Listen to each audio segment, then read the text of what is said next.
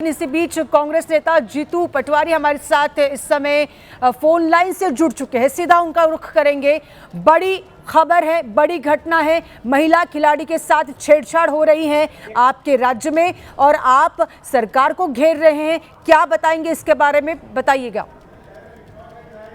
ये बात यह है कि पहले तो सुरक्षा व्यवस्था के क्या इंतजाम थे और फिर साथ ही साथ जरूर थोड़ा सा कानून व्यवस्था को दुरुस्त रहना था। इस तरह के मनचले अगर विदेशी मेहमान जो हमारे खिलाड़ी होते हैं उनके साथ इस तरह की घटनाएं घटी, ये एक तरफ बेहद शर्म का विषय है। और इंदौर शहर मेरा अपना शहर है, उसका एक अपना संस्कार है। मां अहिल्या की ये धरती है जिसने न्याय हमेशा पसंद किया है।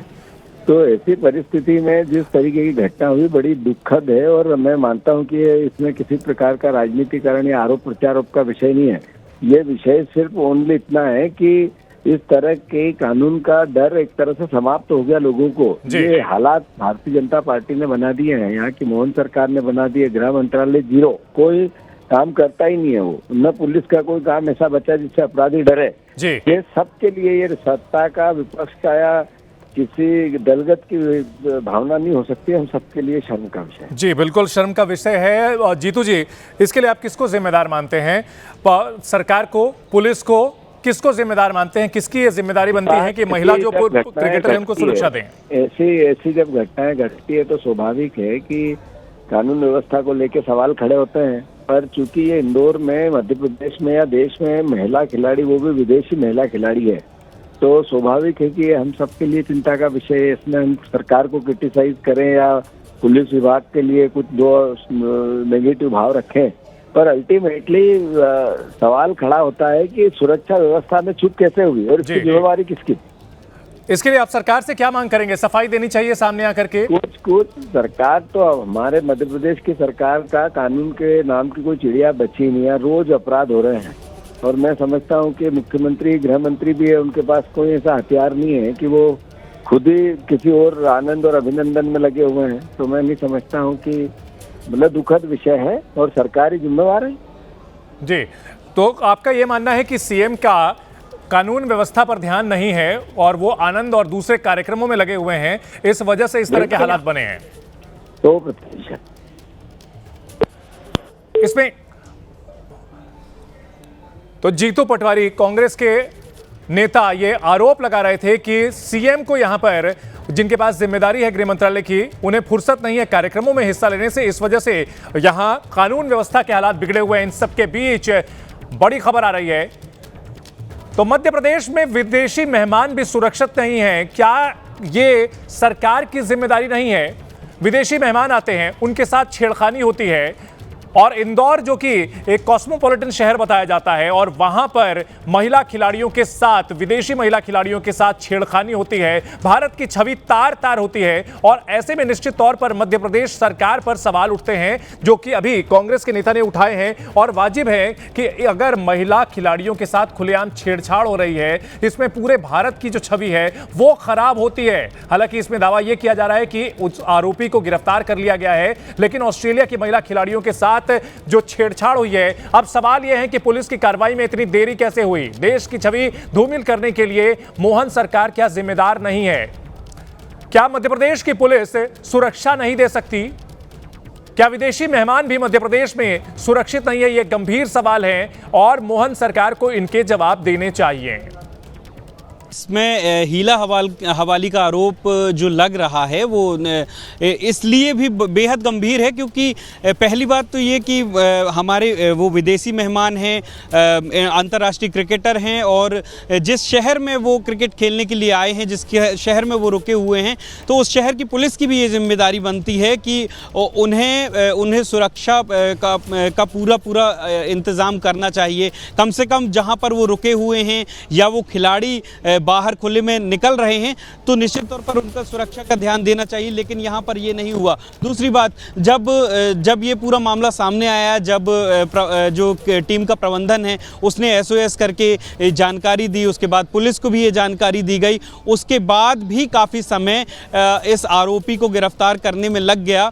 पुलिस ने पहले उसका आइडेंटिफाई किया CCTV फुटेज से, उसके बाद उसको अरेस्ट कर लिया गया है। अब बताया जा रहा है कि उसके साथ पूछताछ पूछताछ की जा रही है, उसके बैकग्राउंड को खंगाला जा रहा है, उसके बारे में जाना जा रहा है कि क्या पहले भी इस तरीके की हरकतें वो इस पूरे मामले को लेकर के कांग्रेस की ओर से सवाल खड़े किए जा रहे हैं कि सीएम को प्रदेश की कानून व्यवस्था पर कम और अपने कार्यक्रमों पर ज्यादा भरोसा है, इस वजह से यहां पर कानून व्यवस्था गड़बड़ हुई है। कांग्रेस की ओर से गंभीर आरोप लगाए गए हैं और कहीं ना कहीं यहां इन आरोपों में दम नजर आता है।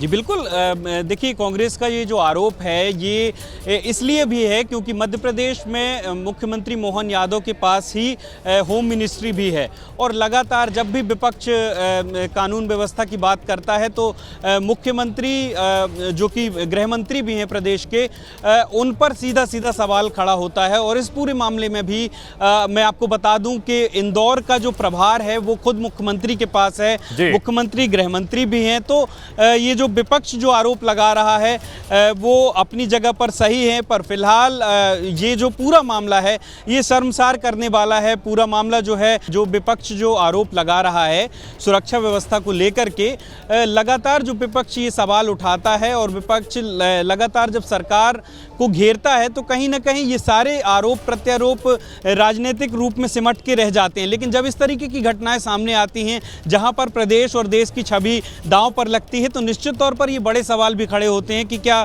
वास्तव में ये प्रदेश जिसकी छवि पूरे देश भर में, पूरी दुनिया भर में एक शांत प्रदेश की है, इंदौर जिसकी छवि पूरे देश और दुनिया भर में इस तरह के शहर की है जो अपनी मेहमान नवाजी के लिए जाना जाता है। जबकि अब थोड़ी देर पहले जब प्रदेश के वरिष्ठ मंत्री हैं कैलाश विजयवर्गीय जो इंदौर से ही आते हैं, उनसे जब इस बारे में सवाल पूछा गया तो उन्होंने कहा कि उन्हें इस बारे में जानकारी नहीं है, लेकिन अगर ऐसी घटना हुई है तो ये शर्मनाक घटना है और निश्चित तौर पर कड़ी कार्रवाई की जाएगी।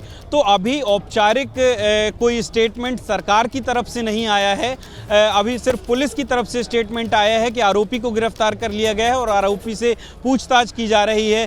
निश्चित तौर पर यह बेहद गंभीर मामला है। टाइमलाइन बताएं हमारे दर्शकों को, ये टाइमलाइन बताएं कि किस तरह से कब हुई छेड़खानी की वारदात और उसके बाद पुलिस के एक्शन में कितना समय लगा गिरफ्तारी तक में।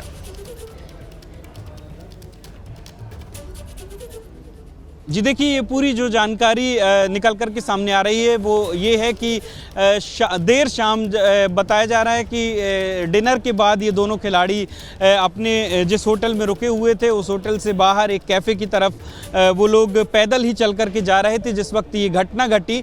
एग्जैक्ट टाइमलाइन पूरी जानकारी आने के बारे में बता पाएंगे, लेकिन इस आरोपी को गिरफ्तार करने में ये कल चूँकि शाम की घटना है और आज लगभग आज सुबह उसको गिरफ्तार किया गया, थोड़ी देर पहले उसको अरेस्ट किया गया है। तो ये पूरी रात भर का समय लग गया और सुबह उसको अरेस्ट किया गया, जबकि उसके सीसीटीवी फुटेज वगैरह खंगाल लिए गए थे, उसको आइडेंटिफाई किया गया था और उसको अब अरेस्ट कर लिया गया है, अब उससे पूछताछ की जा रही है।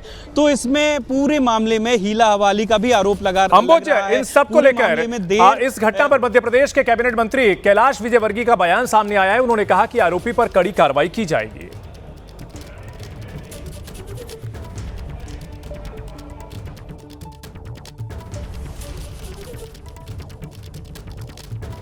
तो कैलाश विजयवर्गीय का कहना है कि उन्हें ज्यादा जानकारी नहीं है, लेकिन अगर ऐसा हुआ है तो कड़ी कार्रवाई की जाएगी। लेकिन बड़ा सवाल यह है, हम सवाल जो उठ रहे हैं वो तो उठ रहे हैं, लेकिन कैलाश विजयवर्गीय ने कहा क्या है वो आपको सुनाते हैं पहले।